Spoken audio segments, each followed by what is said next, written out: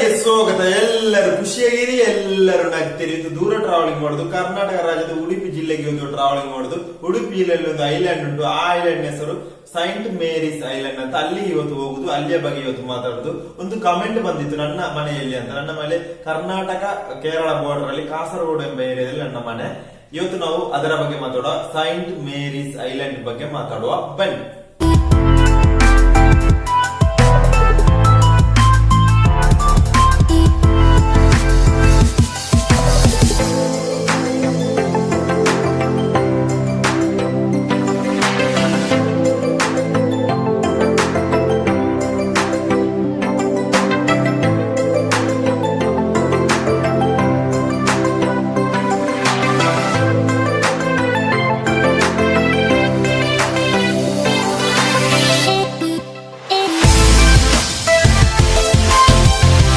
Saint Mary's island, ಇದಕ್ಕೆ ಮತ್ತೊಂದು ಹೆಸರುಂಟು coconut island ಅಂತ. ಇದು ಎಷ್ಟು ಎತ್ತರದಲ್ಲಿ ಉಂಟು? 10 ಮೀಟರ್ ಎತ್ತರದಲ್ಲಿ ಉಂಟು. ಫೀಟ್ ಲೆಕ್ಕ ಕೊಟ್ಟಿದ್ದಾರೆ 30 ಫೀಟ್ ಅಂತ ಕಾಣ್ತದೆ, ಕರೆಕ್ಟ್ ಗೊತ್ತಿಲ್ಲ.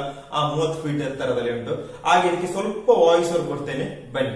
ಕೋಕೋನಟ್ ಐಲ್ಯಾಂಡ್ ಮತ್ತು ತೊನೆಸ್ಪಾರ್ ಎಂದು ಕರೆಯಲ್ಪಡುವ ಮೇರೀಸ್ ದ್ವೀಪಗಳು ಭಾರತದ ಕರ್ನಾಟಕದ ಉಡುಪಿಯ ಮಲಪ್ಪೆಯ ಕರಾವಳಿಯ ಅರಬಿನ್ ಸಮುದ್ರದಲ್ಲಿ 4 ಸಣ್ಣ ದ್ವೀಪಗಳ ಗುಂಪಾಗಿದೆ.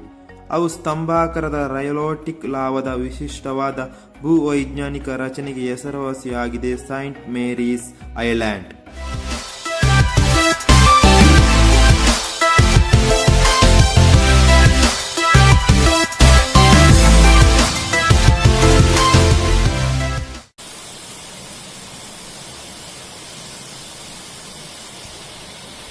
ಸೈಂಟ್ ಮೇರೀಸ್ ಐಲ್ಯಾಂಡಿನ ಇತಿಹಾಸ 1498ರಲ್ಲಿ ವಾಸ್ಕೋ ಡ ಗಾಮ ಅವರು ಪೋರ್ಚುಗಲ್ ಸಾಮ್ರಾಜ್ಯದಿಂದ ತಮ್ಮ ಪ್ರಯಾಣದ ಸಮಯದಲ್ಲಿ ಸೈಂಟ್ ಮೇರೀಸ್ ದ್ವೀಪಗಳಿಗೆ ಬಂದಿಳಿದರು.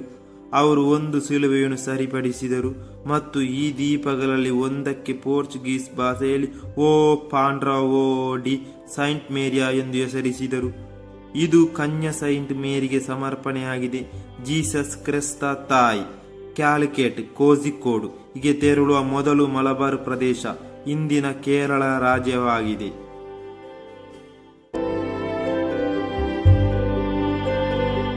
ಇವತ್ತಿನ ಚಿಕ್ಕದಾದ ವಿಡಿಯೋ ನಿಮಗೆ ಇಷ್ಟ ಆದ್ರೆ ಲೈಕ್ ಮಾಡಿ, ಶೇರ್ ಮಾಡಿ, ಕಾಮೆಂಟ್ ಮಾಡಿ, ಸಬ್ಸ್ಕ್ರೈಬ್ ಮಾಡಿ, ಬೆಲ್ ಅನ್ನು ಟೈಮ್ ಮಾಡಿ. ಟೈಮ್ ಮಾಡಿದ್ರೆ 7 ಗಂಟೆಗೆ ರೊಕ್ಕ ನಿಮಗೆ ವಿಡಿಯೋ ಬರ್ತದೆ. ನಾಳೆ ಒಂದು ಸ್ಪೆಷಲ್ ವಿಡಿಯೋ ಬರ್ತದೆ, ಸಂಡೇ ಸ್ಪೆಷಲ್ ವಿಡಿಯೋ. ಅಲ್ಲಿವರೆಗೆ ಎಲ್ಲರಿಗೆ ಇವತ್ತಿನ ಗುಡ್ ಬೈ ಹೇಳ್ತದೆ. ನಾಳೆ ಗಾಯ್ಸ್ ಒಳ್ಳೆ ರೀತಿಯಲ್ಲಿ ಮಳೆ ಬರುವ ಲಕ್ಷಣ ಉಂಟು. ಈಗ ಮಳೆ ಬಂದು ಇಂಥದಷ್ಟೇ, ಈಗೊಂದು ಕ್ಲೌಡ್ ಉಂಟು. ಅಲ್ಲಿವರೆಗೆ ಎಲ್ಲರಿಗೆ ಬೈ ಬೈ.